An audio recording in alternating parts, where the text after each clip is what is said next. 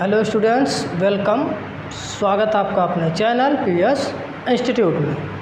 Dear students, आज हम इस क्लास में पढ़ाई करेंगे क्लास 10 का चैप्टर आपका 3 एक्सरसाइज आपका 3.2। आपका चैप्टर का नाम है दो चर वाले रैखिक समीकरण योग। आई होप कि आप पीछे चैप्टर 3 का एक्सरसाइज 3.1 पढ़ाई और आप पढ़ाई कर चुके होंगे।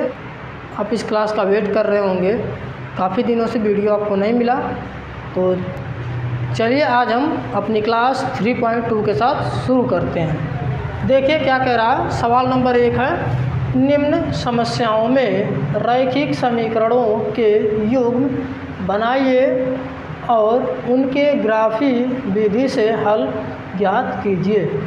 किसकी बात करें? निम्न समस्या, इसका मतलब आपको एक और दो, ये आपको दो समस्या यानी कि दो सवाल दे रखा है। इसको कह रहा है आपको कैसे हल करना है। ग्राफी विधि की बात कर रहा है, ग्राफी विधि से आपको हल करना है। तो आइए अब हम पहले सवाल नंबर 1 का पहला सवाल ले लेते हैं। 1 का पहला सवाल देखिए क्या कह रहा है। इसमें लिखा, कक्षा 10 के 10 विद्यार्थियों ने एक गणित की पहली प्रतियोगिता में भाग लिया।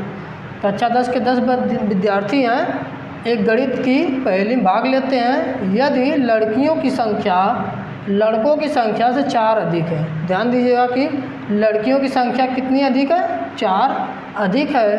तो प्रतियोगिता में भाग लिए लड़कों और लड़कियों की संख्या ज्ञात कीजिए। चलिए अब हम पहला सवाल हल कर लेते हैं। देखिए आपका पहला सवाल क्या कह रहा है। ये बोल रहा है कि कक्षा 10 के 10 विद्यार्थी हैं, तो हम मान लें इसमें कुल संख्या कितनी है? कुल संख्या है 10। और यहाँ पे माने, यहाँ पे लिखिए आप, माना लड़कों की संख्या बराबर है x और लड़कियों की संख्या मान लीजिए आप y। लड़कियों की संख्या बराबर हम मान लेते हैं y। चलिए यहाँ पर हम अब समीकरण बना लेते हैं। देखिए समीकरण क्या बनेगा आपका, x अब प्लस y। जब हम दोनों को जोड़ रहे हैं तो आ रहा आपका 10, दोनों की संख्या 10 और दोनों का अंतर जो है y माइनस x बराबर आपका 4। ये आपको एक समीकरण मिला और ये आपको दूसरा समीकरण मिला है। अब हमें क्या दिखाना है, इसको ग्राफी विधि से हल करना है। तो हम इसका ग्राफ बना लेते हैं। यहाँ पे हम ग्राफ बनाएंगे, पहले का ग्राफ बनाएंगे तो इसको हम मान सकते हैं y बराबर ये हो जाएगा 10, जब a इधर जाएगा तो माइनस हो जाएगा आपका x। तो हम ग्राफ यहाँ पे बनाएं। देखिए आपका इधर हम लिखेंगे x y 3 बना लेते हैं। अब ध्यान आपको ये देना है कि आपको जो लड़कियों की संख्या वो अधिक है, इसलिए y का मान हमेशा क्या लेंगे, बड़ा, और x का मान हम लेंगे छोटा।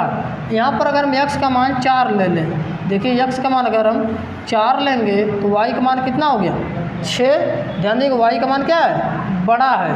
और दोनों का अगर हम देखिए यहाँ पे x का मान 4 रखेंगे, 10 में से 4 का कितना हो जाएगा, 6। अब अगर x का मान हम 3 ले लें, अगर हम x का मान 3 लें तो y का मान कितना हो गया, 7। और यहाँ पर अगर हम x का मान 2 ले लें, अगर हम x का मान 2 लें तो y का मान कितना हो जाएगा, 8 हो जाएगा।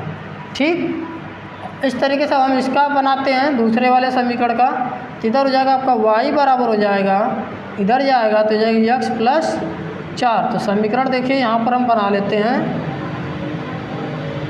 x हो जाएगा, हो जाएगा y, काट देते हैं। अब देखिए यहाँ पर भी आपको क्या करना, y का मान अधिक आना चाहिए और x का मान क्या होगा, कम आएगा।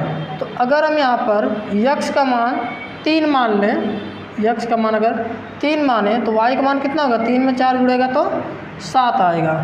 यहाँ पर अगर हम x का मान 2 मान लें, x का मान कितना माने 2, तो y का मान कितना हो जाएगा, 2 में 4 जुड़ेगा तो 6 हो जाएगा। अगर हम x का मान यहाँ पे 5 मान लें, x का मान अगर हम माने 5 तो y का मान कितना हो जाएगा, 5 और 4 9।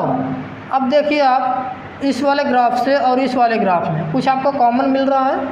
आप देखेंगे ए वाला जो है इसके साथ कॉमा मिल रहा है, इसलिए आपका जो आंसर होगा वो होगा 7 और 3। इसका मतलब है जो लड़कियों की संख्या वो कितनी है 7 और लड़कों की संख्या वो कितनी हो जाएगी 3। अब देखिए 3 और 7 दोनों को जोड़ेंगे तो कितना हो गया 10 और लड़कों की संख्या लड़कियों से देखिए 3 कम है। इस तरीके से आप एक ग्राफ बना के हल करेंगे, जो दोनों में कॉमन होगा वही आपका आंसर रहेगा।